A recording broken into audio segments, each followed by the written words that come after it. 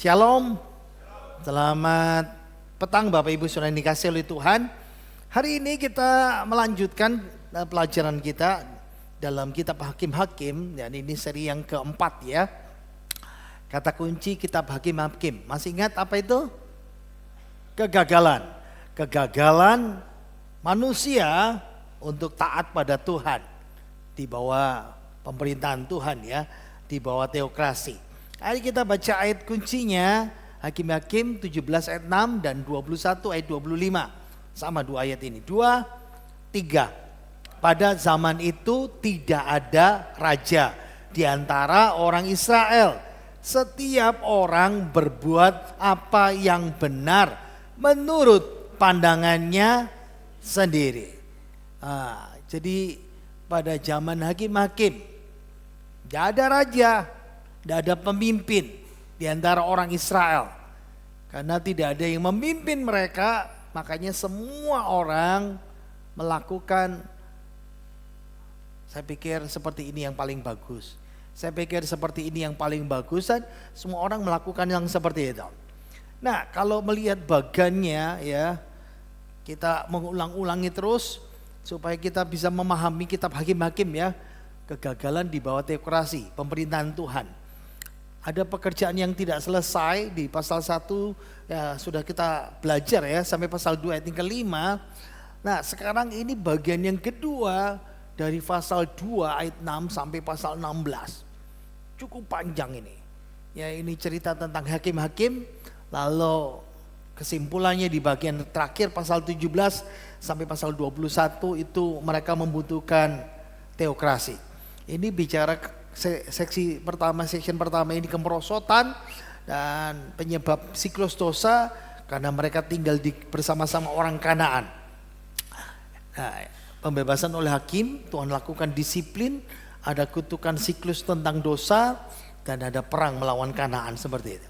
Nah, kalau di bagian terakhir, kerusakan moral, kondisi siklus dosa, dan hidup seperti orang Kanaan. Nah, bisa dilihat ya. Tinggal bersama orang Kanaan, perang melawan Kanaan karena Kanaan berperang menyerang mereka, dan hidup seperti orang Kanaan, hidup seperti orang kafir. Nah, ditulis di Kanaan kira-kira 341 tahun seperti itu. Kita sudah lihat pasal 1 kegagalan militer, lalu kegagalan rohani, pasal 2. Nah, minggu kemarin kita belajar introduksi, dan sekarang dibicarakan yang di bagian selatan. Hakim-hakim pasal 3 yang kita pelajari. Hakim yang pertama namanya Otniel. Ya, hakim pertama ini namanya Otniel. Saya kasih judul Agen Rahasia 001. Kalau dengan Otniel, anaknya Pak Budi Nugroho ya. Nah, ingat ya, di Alkitab itu Otniel itu ada 2. Yang pertama ini hakim-hakim yang akan kita pelajarin. Ada lagi hakim namanya, ada lagi orang namanya Otniel. Bukan hakim, hidup jauh sesudah masa hakim-hakim, orang Netofa, keturunannya Heldai, dan dia termasuk jenderal-jenderalnya Raja Daud.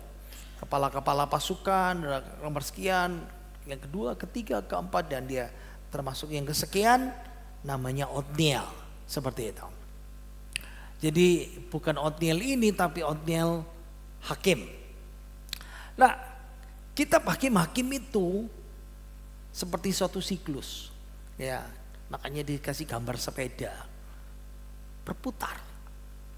Ya, dari pasal 21 pasal ya. 21 pasal, ingat ya. Dari pasal 3 sampai pasal 16. Siklusnya ini berputar. Kenapa?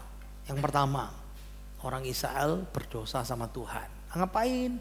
Menyembah berhala, tidak taat, tidak setia, tidak beribadah, meninggalkan Tuhan. Karena berbuat dosa, Tuhan membiarkannya diperbudak. Jadi Tuhan kirimkan bangsa sekitar mereka, bangsa yang ada yang pertama ini bangsa yang jauh ya. Tapi umumnya yang hakim-hakim yang berikutnya bangsa-bangsa yang di sekitar mereka.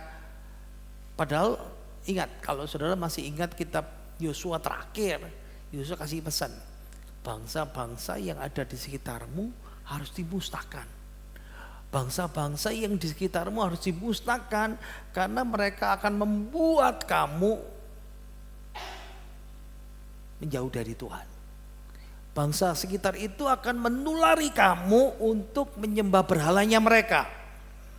Tapi mereka enggak taat. Makanya kalau dalam bagian tadi itu ya, mereka tinggal bersama orang Kanaan. Itu bagian pasal 1, pasal 2. Dibiarin kegagalan militer, ya, kegagalan taat kepada Tuhan. Nah, karena gagal, enggak taat, diperbudak. Ini sebetulnya cerita hidup kita itu sama seperti gini ya. Tiba-tiba datang masalah. Kenapa datang masalah? Ya karena ini dosa, enggak taat sama Tuhan ya. Ketika mereka diperbudak, mereka tahu, mereka sadar hartanya habis, panennya habis, semua diambil, lalu ingat sama Tuhan. Persis seperti kita. Ingat Tuhan, menyebut nama Tuhan, memanggil Tuhan, setia lagi kepada Tuhan, ya, dekat lagi sama Tuhan, suka berdoa lagi. Nah, ini bagian yang ketiga. Tapi Tuhan nggak bisa ditipu, dibiarin sampai dilihat apakah betul-betul mau berubah. Lalu belas kasihan turun, Tuhan kirimkan penyelamat. Penyelamat dikirimkan, hakim dibangkitkan, lalu sesudah hakim itu membebaskan orang Israel, masuk masa tenang. Mereka diam 13 tahun, 40 tahun. Habis itu lupa Tuhan lagi. Kalau sudah diberkati, lupa Tuhan lagi seperti itu. Nah, makanya ini siklus yang terjadi dalam kitab Hakim-Hakim seperti ini. Nah, ini siklus penurunan kualitas ya. Makin lama makin turun, turun. Lihat. Kalau sudah lihat ya, hari ini kita lihat Otniel. Selanjutnya kita lihat Yehu, dan selanjutnya sampai yang terakhir Simpson. Habis di bawah seperti itu. Oke, hari ini kita belajar namanya Otniel. Siklus ini ada apa enggak? Ceritanya semua ada. Ya, mereka berdosa. Kita lihat Hakim-Hakim pasal 3 ayat yang ke-7. 2, 3. Orang Israel melakukan apa yang jahat di mata Tuhan. Mereka melupakan Tuhan Allah mereka dan beribadah kepada para Baal dan para Asyera. Jadi ingat ya, berdosa. Dosanya apa? Orang Israel melakukan apa yang jahat. Kalau kita pikir jahat itu apa ya? Membunuh, mencuri, merampok, berzina. Enggak. Melupakan Tuhan. Melupakan Tuhan. Simple ya. Lupa Tuhan kenapa? Lupa bahwa mereka dikasih tanah warisan. Lupa bahwa mereka dibawa dari Mesir perbudakan, dibawa ke tanah perjanjian. Lupa mereka bukan siapa-siapa, lalu diberkati Tuhan. Lupa. Sudah diberkati, sudah berlimpah harta, sudah kaya, lupa Tuhan. Lalu cari Tuhan yang lain. Beribadah pada Baal dan Asyera. Nah, dari sini kita lihat ya, ini pembebasan Otniel dari penindasan Kushan di Tataim. Bagian yang pertama bicara soal pembelotan. Nah, hidup kita ini sama seperti ini ya. Persis sama. Hidup mulai naik, hidup enak diberkati, langsung set belok. Ya, episode ini dimulai dengan penyembahan berhala di Israel. Wow, itu tidak pernah ada di kitab sebelumnya Yosua. Ini tindakan yang disengaja orang Israel. Makanya disebut jahat. Kenapa? Lupa sama Tuhan. Lupa pada Tuhan apa? Tuhan itu yang memberkati mereka berlimpah. Lupa Tuhan yang sudah memberkati. Nah, seharusnya beribadah. Beribadah itu mengabdi kepada Tuhan. Tapi mereka memilih mengabdi kepada Baal. Nah, Baal itu dewa mereka ya, dewanya orang Kanaan. Ya, dan Asyera. Kalau kita dengar kata Asyera itu pilar. Jadi kayak batang kayu gitu ya. Yang digunakan sebagai objek penyembahan berhala.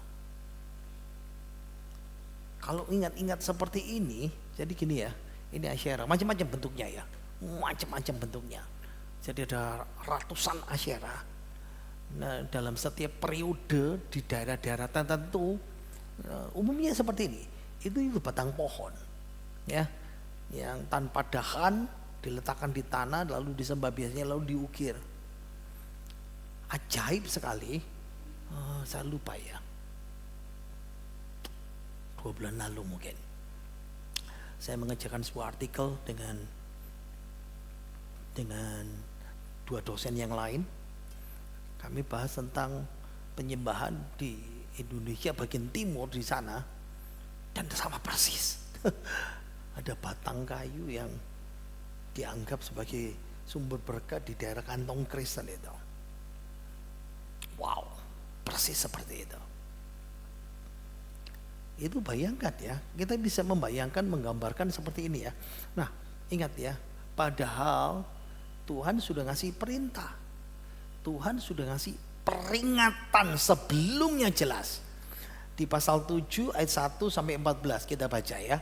Lompat-lompat memang ya, sengaja supaya bisa lengkap di situ. 2, 3.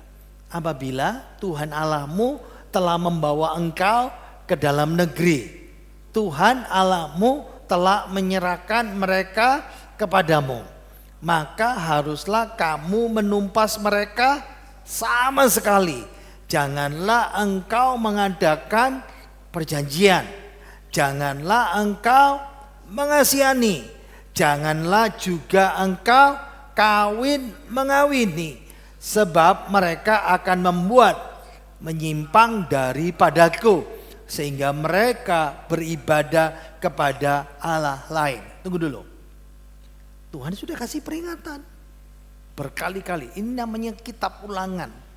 Ingat ya, ini hukum yang kedua, diulangi lagi. Mau masuk Kanaan dibacakan lagi, mau masuk Kanaan diingatkan lagi.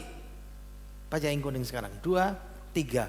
Maka murka Tuhan akan bangkit terhadap kamu, dan ia akan memunahkan engkau dengan segera. Wow.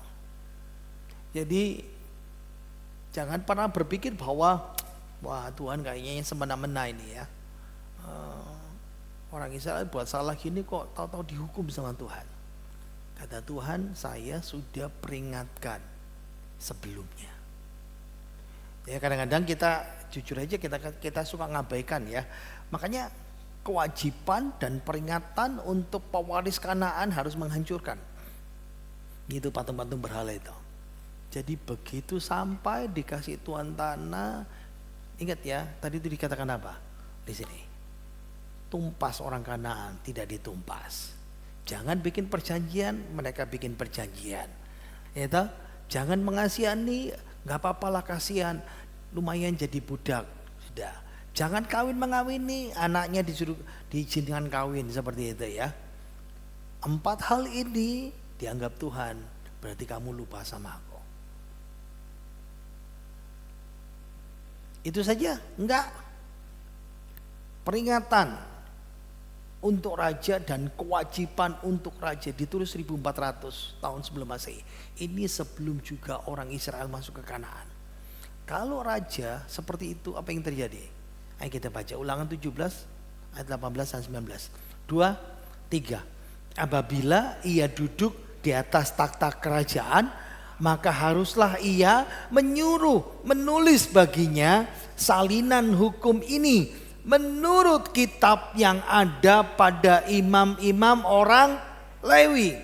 Itulah yang harus ada di sampingnya, dan haruslah ia membacanya seumur hidupnya untuk belajar takut akan Tuhan Allahnya dan berpegang pada segala isi hukum dan ketetapan ini untuk dilakukan.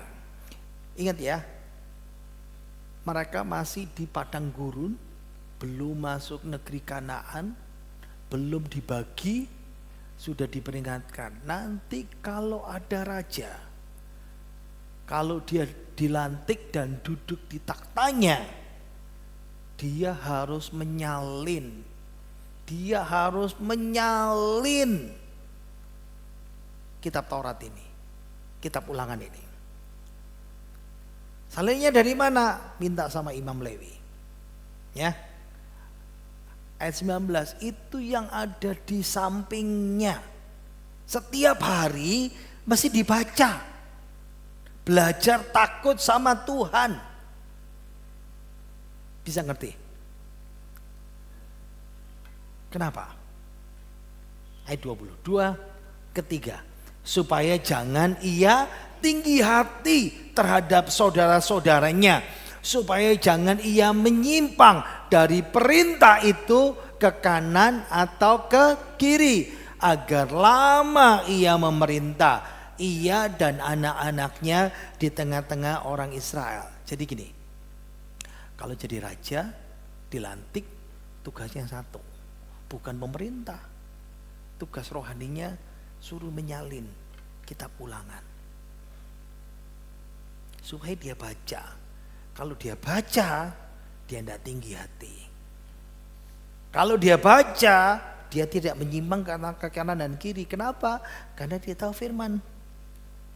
Dan akibatnya kalau dilakukan, maka kerajaannya akan jaya. Coba pikirkan ini kehidupan kita sekarang. Pikirkan. Sekarang kita paham dah. Kenapa kita disuruh baca Alkitab tiap hari? Nggak usah angkat tangan. Kalau saya tanya siapa yang belum nggak baca tiap hari, tak suruh angkat tangan mungkin sebagian besar itu ya. Bisa paham sekarang. Kenapa kita disuruh baca Alkitab? Kenapa kita sudah belajar Bible class tiap hari? Itu sesuatu yang dihindari orang Kristen, betul ya? Kepinginnya apa? Kepinginnya diberkati. Kepinginnya apa? Kepinginnya punya hidup yang lebih baik. Balik lagi firman Tuhan. Raja kalau mau kerajaannya jaya, raja kalau mau dia umur panjang, raja kalau dia mau berhasil, sama seperti kita. Anak Tuhan kalau mau hidup berhasil, anak Tuhan kalau mau jalannya lurus. Pertanyaan saya, melihat wajah saudara ini ya, baca Alkitab tiap hari. Kenyataannya generasi Yosua, sesudah Yosua, sudah belok. Sudah ikut berpartisipasi penyembahan berhala. Ingat ya, saya mau bayangkan ya, Yosua sudah tua, pesenin 2 kali. Tua-tua Yosua mati, masih ada tua-tua. Tua-tuanya sudah, generasi yang ikut perang ini sudah tidak ada. Berarti generasi berikutnya, ini bicara generasi anak kita ya. Ini bicara generasi anak kita. Kenapa masih disuruh kebaktian? Kenapa disuruh tidak boleh bolos gereja? Kenapa disuruh baca Alkitab tiap hari? Kenapa? Supaya gerejanya penuh, enggak? Supaya anak-anak kita tidak menyimpang. Itu yang Tuhan mau katakan. Supaya generasi kita berjalan dengan baik. Tapi yang terjadi, mengabaikan firman Tuhan, mengabaikan ibadah, mengabaikan kesetiaan. Nah itu seperti itu ya. Nah kita melihat siapa yang disembah? Asyera. Asyera itu dewa macam-macam ya. Kalau di misalnya di negara lain dia dewi darat. Serius. Tapi kalau di Suriah, Ugaritik, dia dewi laut. Saya memikirkan seperti ini ya. Jepang, di Taiwan, itu kalau orang nelayan itu kalau mau pergi berangkat itu melaut itu pergi ke kuil itu. Duh, saya lupa namanya siapa ya, saya lupa ya. Jadi rasanya aneh ya, ini di Timur Tengah tapi sampai di Asia bagian timur masih ada di situ. Nah, memang agak susah mendengar ya. Kita suka baca Alkitab Asyera, Astoret. Jangan baca Asi. SY itu bacanya SH. Gitu ya. Asyera dan Astoret. Bukan Asitoret, Asira, bukan ya. Nah, agak membingungkan ya. Asyera sama Astoret. Gampangnya, Astoret itu yang seperti saya bilang tadi itu, tiang kayu atau diukir jadi patung digunakan sebagai objek penyembahan. Tapi kalau Astoret itu bentuk tunggalnya ya. Asyera itu bentuk jamaknya, bentuk tunggalnya Astoret. Nah, kalau di hakim-hakim ini permaisuri, istrinya Baal. Tapi ada yang berkata Astoret itu kalau dalam bahasa Ibrani dari kata Asyera dan Boshet. Boshet itu malu. Jadi kalau dikompon, digabung jadi dua, jadi Astoret. Nah itu. Kenapa dikasih nama Boshet? Ini nama julukan yang penghinaan dari Alkitab. Ini kejian yang membuat malu di hadapan Tuhan seperti itu. Saya tunjukkan sama saudara ya. Generasi sesudah Yosua, ini generasi Gideon. Abaikan yang tanda kurung, Hakim-Hakim 6 ayat 25. 2, 3. Pada malam itu juga Tuhan berfirman kepadanya, runtuhkanlah mezbah Baal, kepunyaan bapaknya, dan tebanglah tiang berhala, itu namanya Asyera yang di dekatnya. Jadi bayangkan ya, saudara kalau membayangkan jadi Allah, gini aja. Dari bangsa Buddha dididik 40 tahun di padang gurun, dikasih tanah perjanjian, dibagi tanah warisan, sekarang jadi orang kaya raya, lalu meninggalkan Tuhan. Gimana perasaannya Tuhan itu? Dewa yang serupa ya. Makanya kalau Sumeria, Babilonia, orang Kanaan, orang Filistin, coba lihat ya. Lihat ya. Kita lihat fokus yang di sini. Ini sama persis. Ya. Kalau di Sumeria, di Babilonia Annau, lalu di Kanaan itu El. Ya. Kalau Filistin itu Dagon. Ini Baal sama persis, Astoret, sampai zamannya Yunani 1400 tahun kemudian namanya Istar. Wow, ketika saya melihat belajar sejarah itu, wow, dewa ini bertahan ya. Dan sekarang ini sedang dibangkitkan penyembahan Istar ini lagi. Wah, ngeri ini. Saya mulai mikir seperti ini, Asyera, kenapa ya disembah? Nah, kalau ini disebut dewa bumi, dewa kesuburan. Gini. Ketika orang Israel diberkati Tuhan, ya, ingat ya, kalau kita susah kita cari Tuhan, doa. Lalu diberkati Tuhan, semuanya serba ada. Nah, cari Tuhan, kan disuruh ibadah, tapi nggak mau ibadah. Nah, rohaninya kosong. Lalu lihat bangsa sekitarnya. Oh, ladang ini, gandum ini, hasil bumi ini diberkati karena Asyera. Ngikut-ikut. Makanya yang paling menakutkan tuh orang Kristen tuh kayak gini ya. Kalau susah cari Tuhan, nah kalau diberkati lalu lupa Tuhan. Dan itu yang di Amerika, itu yang di Eropa, gereja kosong. Buat apa butuh Tuhan? Ingat ya, cari Tuhan bukan cari berkat. Itu masalahnya di situ ya. cari Tuhan karena Dia Allah kita. Nah, Israel juga berpikir Asyera itu di satu sisi dewi kesuburan. Nah, mereka kan punya ternak. Nah, bangsa sekitar kan kasih tahu, iya ternak ini subur itu karena ya Asyera kasih kesuburan. Mereka lupa dulu mereka budak enggak punya apa-apa dan sekarang punya luar biasa itu dari Tuhan. Ternakmu enggak ada yang mati kata Tuhan.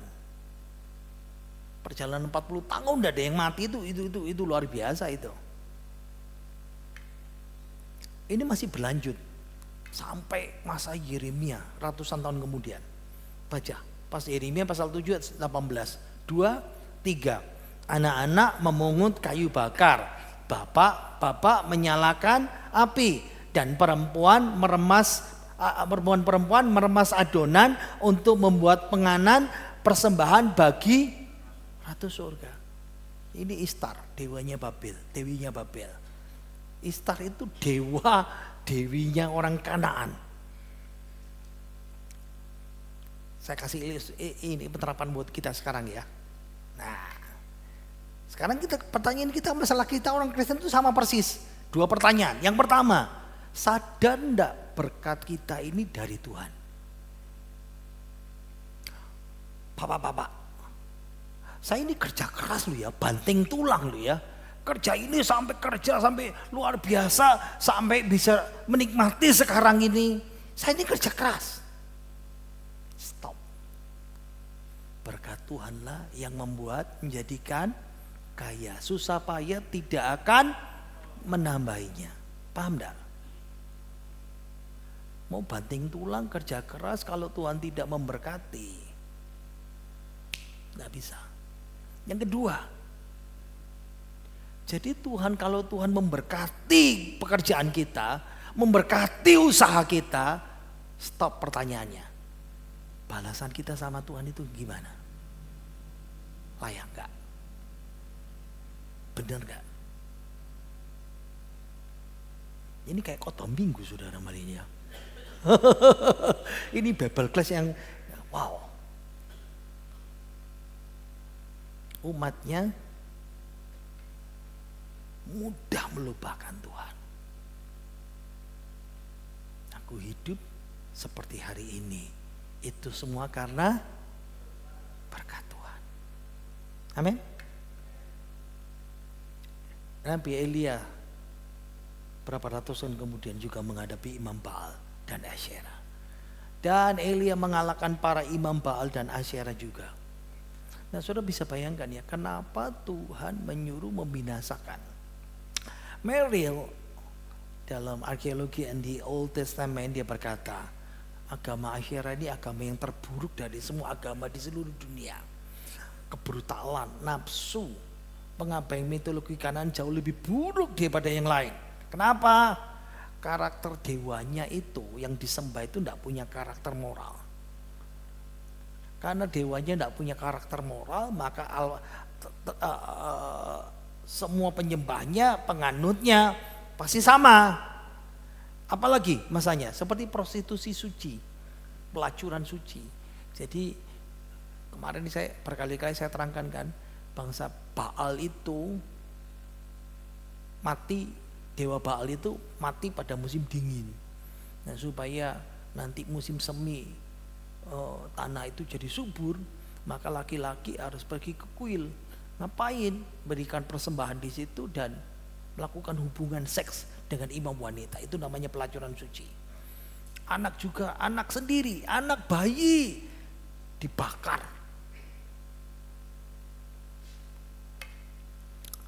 Oke, dari perbudakan. Ayat 8, 2, 3. Lalu bangkitlah murka Tuhan terhadap orang Israel, sehingga ia menjual mereka kepada Kushan Rishathaim, orang Raja Aram Mesopotamia, dan orang Israel takluk kepada Kushan Rishathaim 8 tahun lamanya. Jadi kita bisa lihat ya, kesusahan dibawa kerajaan Aram, Kushan Rishathaim, Kushan kejahatan ganda. Nah, kalau dengar katanya Rishathaim itu dari kata Aram Naharaim, itu 2 sungai di Suriah ya. Berarti jauh sekali di Mesopotamia bagian hulu. Ini kok penjajah kok dari jauh. Ini yang jadi masalah. Jadi ada beberapa ahli mengatakan, oh gampang, ini Aram ya, 3 huruf ya. R-nya itu kan resnya diganti dalet D. Oh berarti jadi Edom. Ya, berarti tempatnya deket ini. Berarti dekatnya Otniel. Karena mereka berpikir kok bisa ya, kok jauh, kok penjajah seperti itu. Sederhana ya, bukan hal yang aneh. Raja yang ambisius yang jauh di Mesopotamia menyerbu Kanaan. Kenapa? Mesir itu di selatan sudah lemah waktu itu. Jadi Israel itu dijajah selama 8 tahun. Tak kasih ilustrasi yang paling gampang. Ingat, Indonesia dulu dijajah sama Londo. Di mana? Dari lingkaran ini, saya kasih panah ya. Nih. Belanda itu jauh. Tapi bercokol dan berkuasa di Indonesia berapa lama? Katanya 3,5 abad ya. Wow, dari negara kecil jumlahnya yang hanya kecil, itu loh satu bentuk merah itu loh, bukan lingkarannya, di dalamnya itu loh.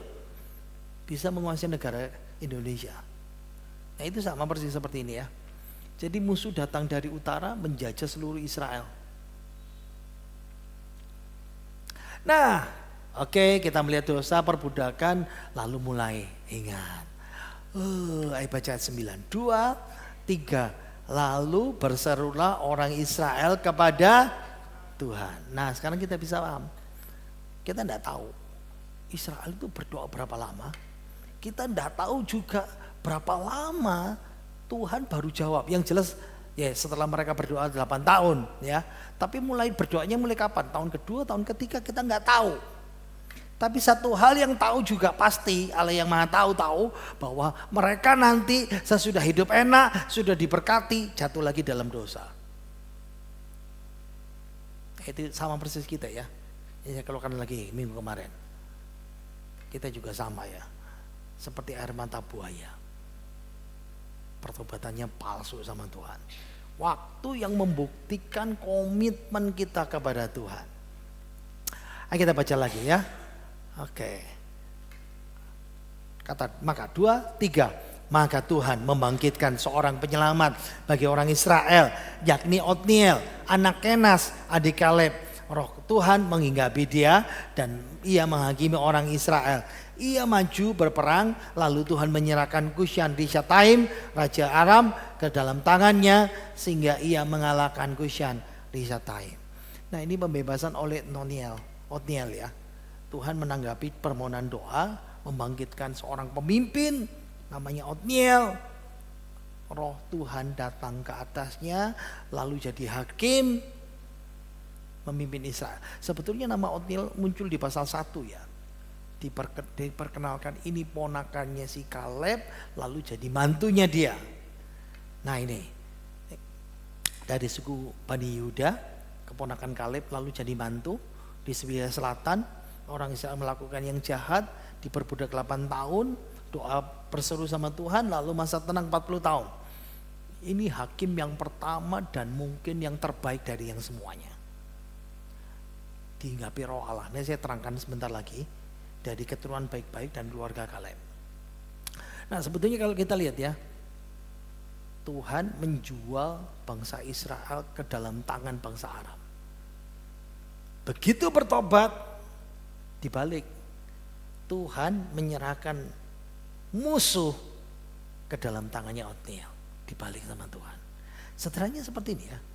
Gimana Tuhan membalikkan hidup kita itu sama seperti itu. Tangkap ini ya. Saya balik lagi ya. Tuhan mengubah hidup kita, nasib kita itu. Wow. Pernah mikir enggak itu ya?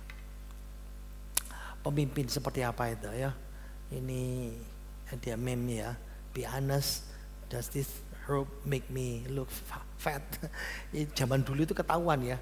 Pemimpin itu biasanya kalau punya jubah-jubah outfitnya ciri khasnya tertentu. Nah ini pemimpin yang memulai hal yang baik. Otniel hakim yang terbaik. Tuhan membangkit Otniel menantu Kaleb, ya, ponakan yang jadi mantu. Dan namanya Otniel itu Allah yang perkasa. Dan Otniel hidup dengan persis seperti namanya. Roh Tuhan menghinggapi dia. Nah dari sini kita paham ya. Harus dipahami di perjanjian lama Roh Kudus itu dia datang menghinggapi. Wah orangnya punya penuh kuasa. Sesudah selesai Roh Kudus pergi. Lain sama kita sekarang. Roh Kudus sekarang ini dia ada di dalam kita. Roh Kudus itu berdiam di dalam kita. Tapi makanya dikatakan jangan padamkan roh. Kenapa memadamkan roh? Kalau kita buat salah, buat dosa, melawan Tuhan, dipadamkan. Tapi Roh Kudus tetap ada dalam kita. Bedanya di situ. Tapi kalau kita mulai berserah sama Tuhan, doa sama Tuhan, bergumul sama Tuhan, kita dipenuhi roh. Nah kalau dipenuhi itu menghasilkan kuasa. Itu bedanya di situ. Jadi amin sekali ya. Otniel dia melayani seluruh Israel pada waktu itu. Walaupun dia berasal dari Yehuda. Lalu muncul setelah dosa, perbudakan, permohonan, penyelamatan. Ingat masa tenang. Ayat 11. 2, 3. Maka amanlah negeri itu 40 tahun lamanya. Kemudian matilah Otniel anak Kenas. Makanya kenapa kita disuruh Tuhan, ngapain sih kita disuruh setia bergereja, berjemaat dalam satu gereja? Supaya kita belajar setia, mengikuti Tuhan dan melayani Tuhan. Nah, itu yang membedakan kekristenan dengan agama yang lain ya. Kita disuruh punya kandang, kita disuruh punya satu tempat khusus pelayanan, ibadah. Kenapa? Ini mengajar kita kepada Tuhan, kita setia sama Tuhan. Seperti itu. Kesimpulan bagi yang terakhir ya. Pelajaran apa yang penting yang kita bisa pelajari dari hidup Otniel? Pengaruh keluarganya. Ya. Kaleb itu mertuanya. Punya latar belakang orang saleh. Ya, kalau dengar saleh itu berarti takut sama Tuhan. Perebutan Kiryat Sefer, Debir, dia mengawini Aksa, putri Kaleb, dan hidup pernikahannya bagus. Ya, peranan Roh Kudus, kuasa Roh Kudus memberdayakan hidup seseorang.